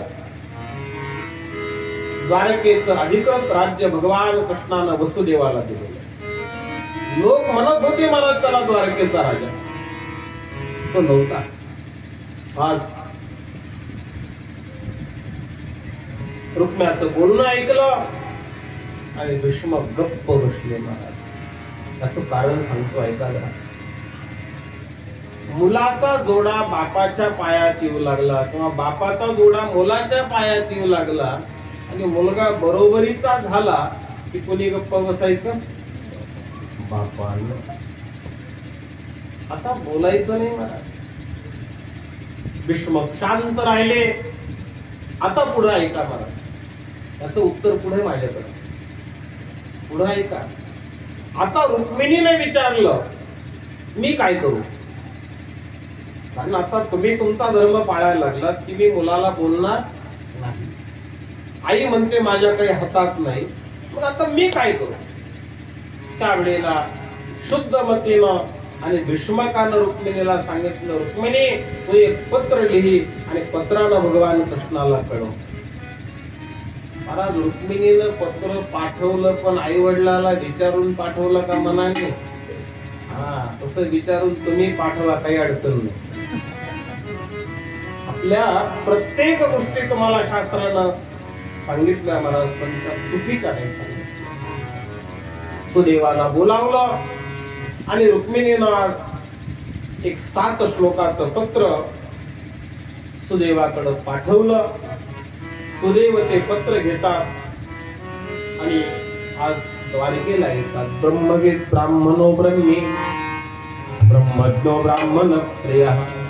भगवान सुदेवाला आपल्या सिंहासनावर बसवतात. ते पत्र सुदेव कृष्णाच्या हातात देतात. भगवान कृष्णानं त्या पत्रावर फक्त दृष्टी टाकली महाराज. त्या पत्राचा आरंभ किती गोड होता महाराज. रुक्मिणीनं त्या पत्राचा आरंभ केला होता, श्रुत्वा गुणान् त्रिभुवन सुंदर. श्रुत्वा, कृष्णा मी तुम्हाला ऐकले, पाहिलं नाही. श्रुत्वा, माझी अशी विनंती आहे की तुम्ही माझा स्वीकार करा, पाणी ग्रहण करा. आता रुक्मिणीचं चातुर्य बघा त्या पत्रातलं. रुक्मिणीनं सांगितलं, विवाह त्यावेळेला होतो ज्या वेळेला 5 गोष्टी निश्चित बनतात. विवाहासाठी 5 गोष्टी सांगितल्या, ऐका जरा. त्यातली पहिली गोष्ट सांगितली रूप, दुसरी गोष्ट आहे वय, तिसरी आहे विद्या, चौथी आहे कुल आणि पाचवी आहे द्रव्य. अशा 5 गोष्टी रुक्मिणीनं आपल्या पत्रातून या 5ही प्रश्नाची उत्तरं दिली. रुक्मिणीनं सांगितलं, कृष्णा, जो रूप नावाचा विषय ना, त्याच्याबद्दल मी तुम्हाला खात्री देते, मी तुमच्यापेक्षा गोरी आहे. कारण कृष्ण कसे होते? सावळे होते. एक प्रश्न मिटला. तुम्ही वयाचा प्रश्न जर म्हणाल, मला वयाचा प्रश्न सांगताना रुक्मिणीची बौद्धिकता सिद्ध होते. रुक्मिणीनं आपलं वय नाही सांगितलं. रुक्मिणीनं कृष्णाला अशी माहिती देता येणार नाही, पण अशा पद्धतीनं दिली.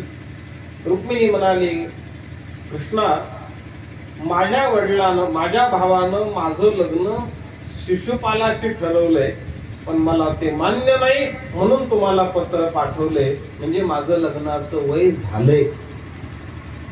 वय नाही सांगितलं, पण शिशुपालाशी असा सांगता येणार नाही, ते सांगणं उचित होणार नाही, म्हणून त्यानं त्या पद्धतीनं सांगितलं. तिसरा प्रश्न होता विद्या. आता तो काळ काही पदवीचा काळ नव्हता, लिहिता वाचता येण्याचा काळ होता. रुक्मिणीनं विद्या सांगत असताना असं लिहिलं, हे पत्र मी लिहिलं आहे, म्हणजे मला लिहिता वाचता येतं. चौथी गोष्ट सांगितली कुलाची. रुक्मिणीनं सांगितलं, यादव कुळाशी आमचे अगोदरही संबंध झालेले आहेत, या बाबतीमध्ये मी फार बोलणं हे उचित ठरणार नाही, आपण याच्या बाबतीमध्ये सर्वज्ञ आहात.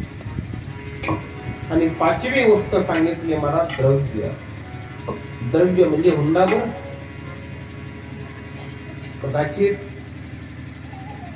अलीकडच्या काळामध्ये हुंडा काय झाला आता, मला वाटतं तो का संपला महाराज. मागच्या पिढीनं केलेला अतिरेक या पिढीला भोगावा लागला. मागे केलेला काय झाला, अतिरेक झाला मला थोडा. एक तर हुंडा ही पद्धती आहे आपल्याकडे, त्याला वरदक्षिणा म्हणतात. मला माझं असं स्पष्ट मत आहे, कदाचित बोलण्याचा अर्थ वेगळा घेऊ नका. हुंडा द्यावा का हुंडा घ्यावा? द्यावा. घेऊ नये.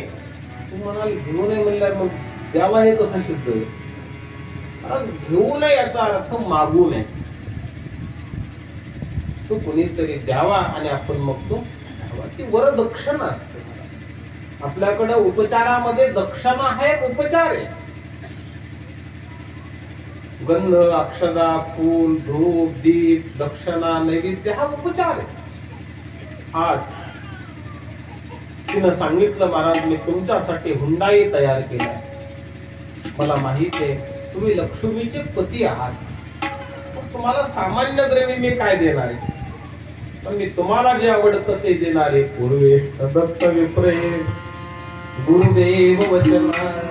मी आतापर्यंत केलेली साधना, व्रत, उपासना, उद्यापन, जप, जाप्य, दान, तीर्थयात्रा, यातून जे पुण्य संपादन केलं ते तुम्हाला मी हुंड्याच्या रूपात देणार आहे. येताल ना तुम्ही? हे पत्र नव्हतं, एका अर्थानं रुक्मिणीनं कृष्णाशी केलेला संवाद होता. आणि खरं सांगू तुम्हाला, मला देव जर सगळ्यात लवकर आपलासा होत असेल तर बोलण्यानं होतं. आपण देवाला बोलतो का देवाचं ऐकतो फक्त?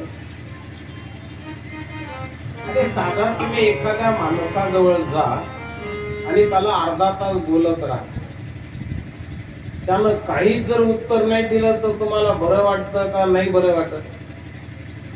नाही बरं वाटत. तुम्हाला मी अर्धा तास झाला तुला बोलतो, तू काहीच बोल ना. आता संवाद करा. आज भगवान रथ घेतात आणि भगवान रथ घेऊन थेट द्वारकेच्या दिशेनं प्रवास करतात. महाराज इकडं रुक्मिणी भगवान कृष्णाची वाट पाहते. महाराज कधी येतील कृष्ण, तिच्या मनामध्ये अनेक कल्पना येऊ लागल्या. आपण जे पत्र पाठवले त्या पत्रात आपल्या वडिलांचं नाव नाही, त्या पत्रात आपल्या भावाचं नाव नाही. इकडं शिशुपाल हळद लावून दाखल झाला होता. फक्त 2 दिवस शिल्लक होते, कारण पूर्वी 4 दिवस लग्न चालायचे. रुक्मिणीने विचार केला, कृष्ण येतील का? तिचं एक मन म्हणावं की कृष्ण येणार नाही, कारण त्या पत्रात तुझ्या भावाचं नाव नाही, वडिलाचं नाव नाही. पण तिनं परत आपल्या मनाची समजूत घालावी. कृष्ण सर्वांतर्यामी आहे, त्यांना कळतं आपला भाऊ विरोध करतो आणि वडिलांचं काही चालत नाही, कृष्ण येतील. पुन्हा मनाचं समाधान करावं. गोपुरावर एक खिडकी होती, ती द्वारकेच्या दिशेनं होती.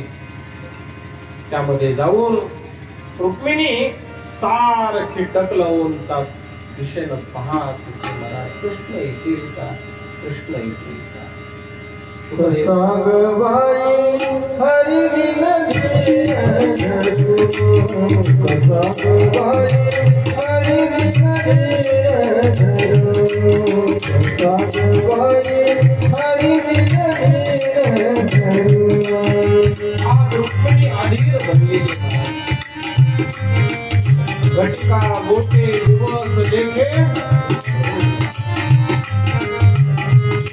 2 गोष्टी मी आपल्या पुढे मांडले. संसारामध्ये धीर धरा आणि परमार्थात अधीर बना. आपण संसारात धीर धरतो का परमार्थात धीर धरतो? परमार्थात धीर धरतो. मला संसारात नाही धरत. परमार्थात अधीर बना. आपण काळ वाढला की मंडळकडे जातो तर जाता येईल म्हणतो, आणि अधीर नाही म्हणत. रुक्मिणी अधीर बनली,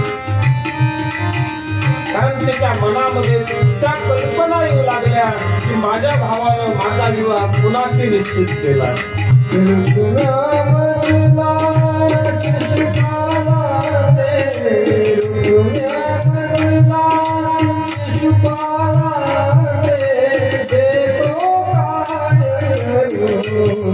सागबाई हरी बिन सागबाई हरी बिन सागबाई हरी बिन. समर्पक प्रमाणे नाथ मार्ग वर्णन करतात. अधीर बनली होती. काय करावं? सुदेवाला पाठवलंय, अजूनही सुदेव आला नाही. येतील का कृष्ण, येतील का कृष्ण? इकडं काय झालं मला? कृष्ण आज कौंडण्यपुरामध्ये दाखलही झाले, आले मला. पण कृष्णानं विचार काय केला? आपल्याला भीष्मकाचं आमंत्रण नाही, रुक्म्याचंही आमंत्रण नाही, पण आपण त्यांच्या घरी जाणं योग्य नाही. आपण केवळ रुक्मिणीची श्रद्धा पाहून इथं आलो. भगवान गावाच्या बाहेर अंबिका मातेचं मंदिर होतं, त्या मंदिरात येऊन थांबले. आता इकडं त्या काळातली गुप्तचर यंत्रणा बघा. मला एक उदाहरण म्हणून सांगतो तुम्हाला, किती सक्षम आहे. रुक्मिणीला जे पत्र पाठवलं ते कोणाला कोणाला माहित होतं? आई, वडील, रुक्मिणी आणि सुदेव. 5व्या माणसाला माहित नव्हतं मला. पण शिशुपालाचे गुप्तचर त्यांनी कसा शोध लावला माहित नाही मला. ते गुप्तचर शिशुपालाकडे आले आणि त्यांनी शिशुपालाला सांगितलं, महाराज आम्हाला तुम्हाला एक बातमी सांगायची, पण तुमची परवानगी पाहिजे म्हणे. आम्हाला तुम्हाला जी बातमी सांगायची ती तुमच्या विरुद्ध आहे. तुम्हाला राग येईल, तुम्ही आम्हाला शिक्षा करता, आम्हाला अभय द्या. त्यांना अभय दिलं आणि मग त्या गुप्तचरानं सांगितलं, महाराज आमची अशी माहिती आहे की तुमचं लग्न रुक्मिणीशी होणार नाही. महाराज त्याला तो धक्काच बसला. तो म्हटलं तुमच्या डोक्यावर परिणाम झाला काय, मी हळद लावून आलो ना. अरे तुम्ही जरी हळद लावून आलात तर आमची माहिती अशीच आहे, म्हणजे मग कुणाशी होणार आहे. आणि आम्ही तीही माहिती काढली, रुक्मिणीचं लग्न कृष्णाशी होणार आहे. आणि कृष्ण मंदिरात येऊन बसला सुद्धा म्हणे. आता काय करायचं, घाबरले सगळे. शिशुपाल रुक्म्याकडे गेला आणि त्यानं रुक्म्याला सांगितलं, रुक्मा एक काम करा म्हणे, आजच लग्न लावून घ्या. असं झालंय म्हणे. त्यावेळेला रुक्म्या वडिलाकडे गेला आणि त्यानं वडिलाला सांगितलं, महाराज असा प्रसंग काय लागलाय, मला वाटतं लग्न आजच करून घ्यावं. महाराज भीष्मकानं सांगितलं, काय वाटेल ती किंमत मोजा म्हणे, लग्नाचा मुहूर्त उद्या आहे, लग्न उद्याच झालं. ते कशाला प्राधान्य दिलं, मुहूर्ताला. आज कशाला प्राधान्य देतात, मुहूर्ताला प्राधान्य देत नाही. एका ठिकाणी घडलेला प्रसंग या वर्षीचा, मी तिथं लग्नाला गेलो. पत्रिकेत 6:52चा टाइम होता. योगायोगानं नवरदेवही आला होता. सगळी मंडळी ही जेवूनही मंडपात बसलेली होती. अक्षरशः 5:45ला सगळं रेडी होतं. लग्न लावायचंही ठरलं होतं, तितक्यात ते लग्न थांबलं. कारण मला दुसरीकडे जायचं होतं. मी त्या समोरच्या माणसाला बोलून घेतलं, म्हटलं का बाबा का राहिलंय कशात.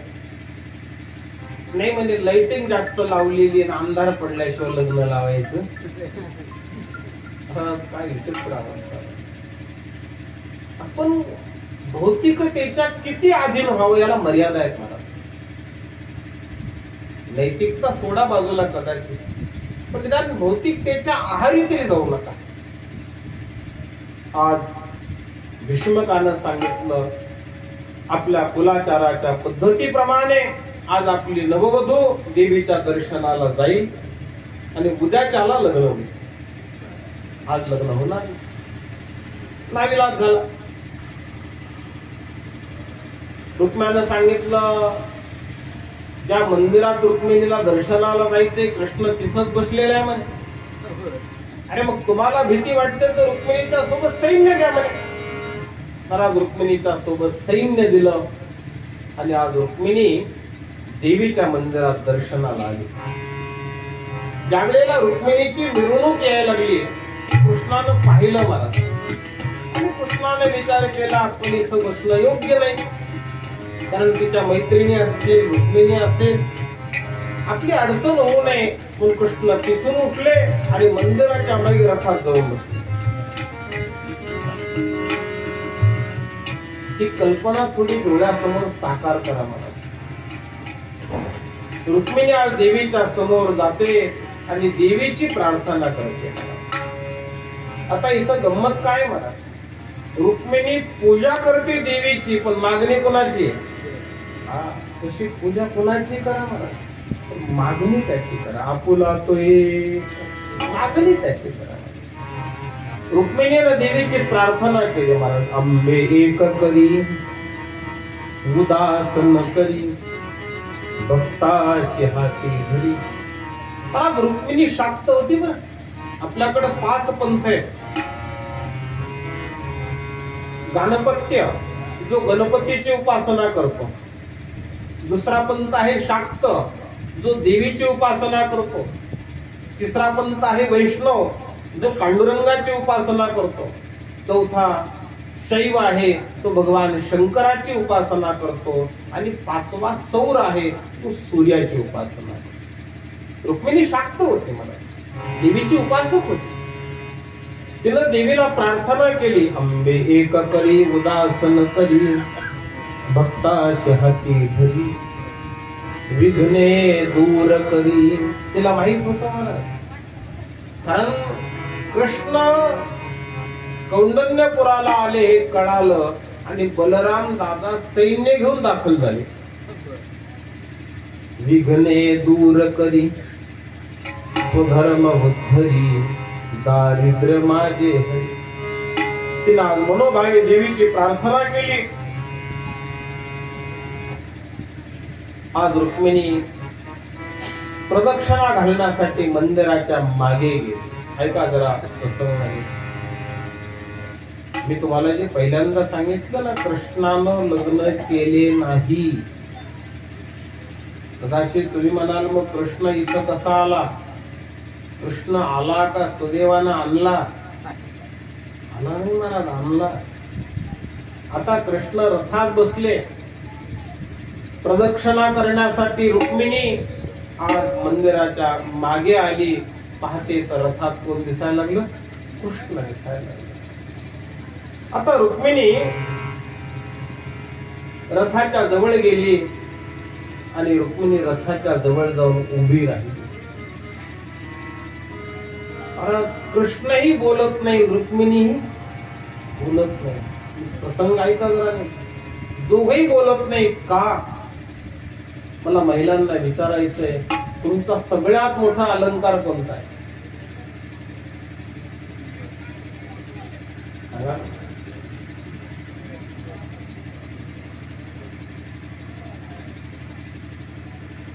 वरती स्त्रीचा सगळ्यात मोठा अलंकार कोणता आहे? ऐका. स्त्रीचा सगळ्यात मोठा अलंकार आहे महाराज लज्जा. लज्जा स्त्रियाश्च भूषण. रुक्मिणी कृष्णाला बोलत नाही का?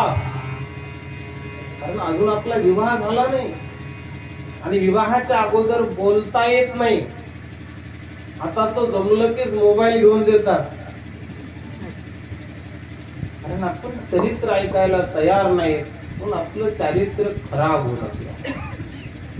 अरे जीवन मर्यादेनं शोभतं महाराज, उन्मादानं नाही शोभत महाराज.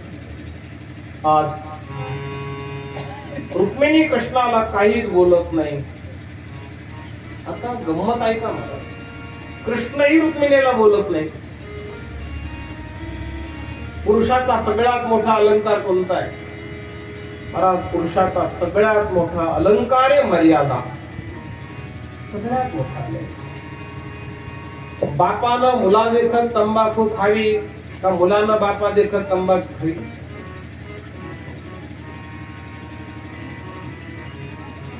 काय का?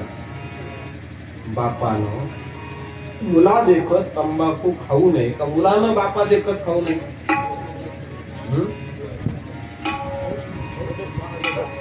खाऊ नये उत्तर झालं नसतं. मला उत्तर नाही पाहिजे. बापानं मुला देखत तंबाखू खाऊ नये का मुलानं बापा देखत खाऊ नये? हा, बापानं मुला देखत खाऊ नये महाराज. ही मर्यादा आहे. अगोदर तुम्ही पाळा ना, त्याच्याकडून कशाला अपेक्षा करता? तुम्हीच त्याला चुना मागता. मग शेवटी त्यालाही कळतं आपण खातो, त्याला एक माहिती आहे. ते तरी कशाला मर्यादा ठेवेल? पहिला एक वडील जे जे करती तया नाम धर्म ठेवी. तुम्हाला या सगळ्या गोष्टी करत असताना पहिल्यांदा तुम्हाला आचारो प्रथमो धर्म. आज रुक्मिणी भगवान कृष्णाला बोलत नाही, कृष्ण रुक्मिणीला बोलत नाही.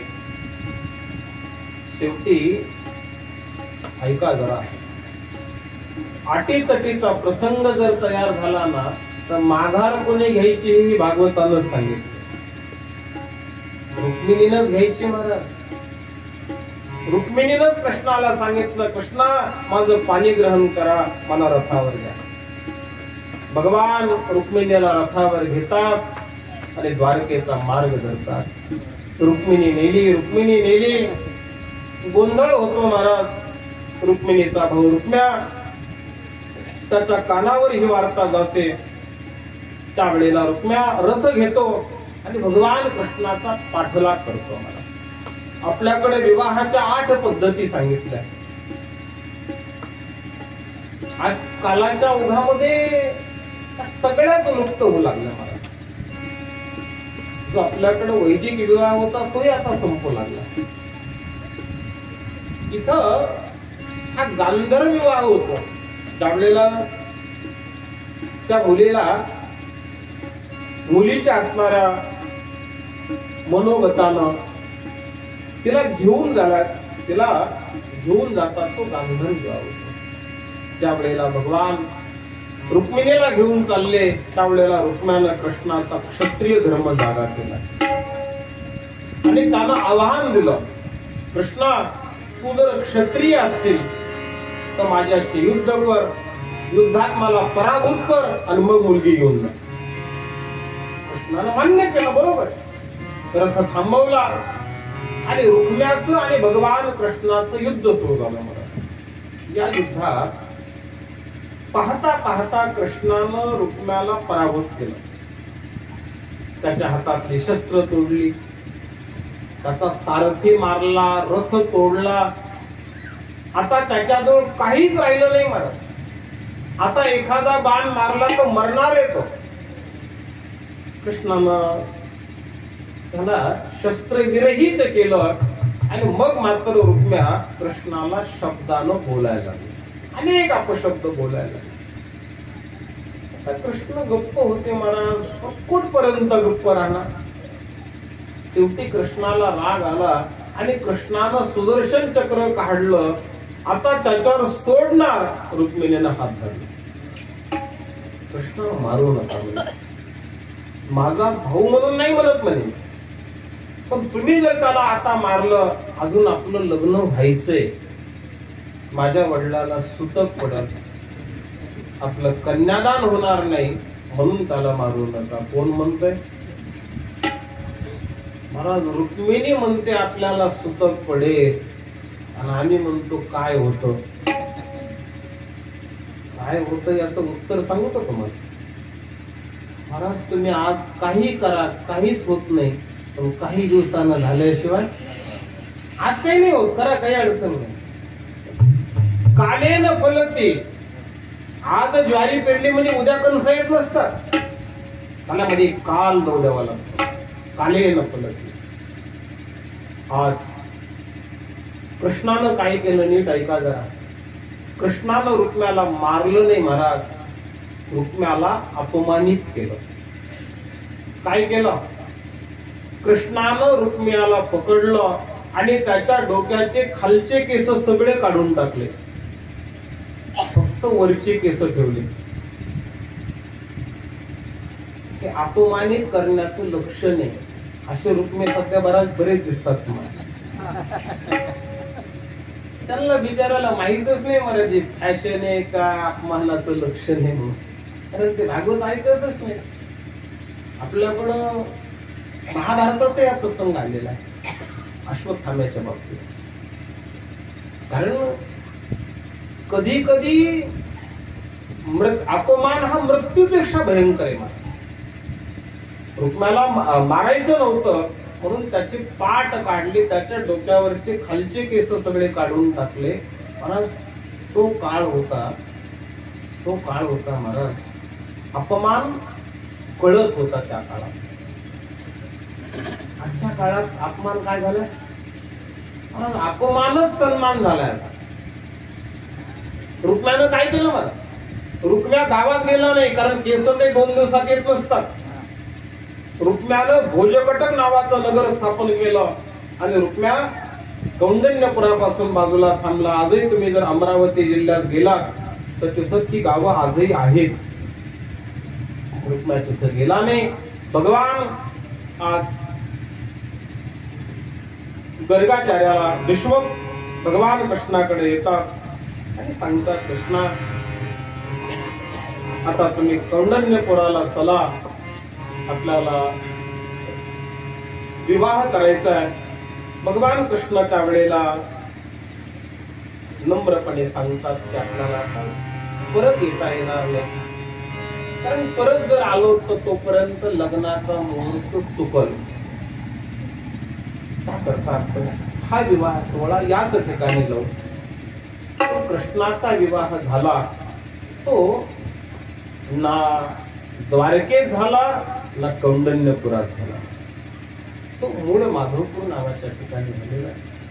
आज भगवंताचा हा जो विवाह आहे, आपणही तो उशीर झालेला आहे, एक मंगलाष्टक म्हणून तो विवाह पार पाडू. एकमेकाला तुम्ही फुलं द्या. भगवंताचा हा विवाह सोहळा या ठिकाणी पार पडतो. राजा भीमक मंदिरी भीमकी मोनिया बैसले हाती घे उनी लेखनी गौतही शाई बरी चांगली काढोनी तिने हेमपत्र लिहिले द्वारावती धाडले रक्षावे करुणा कराय दुपते कुर्याद्वयोर मंगलम गोपाल कृष्ण भगवान तदेव लग्नं सुदिनं तदेव ताराबलं चन्द्रबलं तदेव विद्याबलं दैवबलं तदेव लक्ष्मी पदेजे मनसा स्मरामि सुलग्ना सुइष्ट कुलदेवता चिंतना कृष्ण रुक्मिणी चिंतना वाजंत्री सावचित्ता श्री कृष्ण गोविंद हरे मुरारे कृष्ण गोविंद हरे मुरारे नाथ नारायण वासुदेव कृष्ण गोविंद हरे मुरारे नाथ नारायण कृष्ण गोविंद हरे मुरारे नाथ नारायण वासुदेव गोपाल कृष्ण भगवान की विश्रांती होईल आणि विश्रांतीनंतर पुढील कथा भाग पाहू.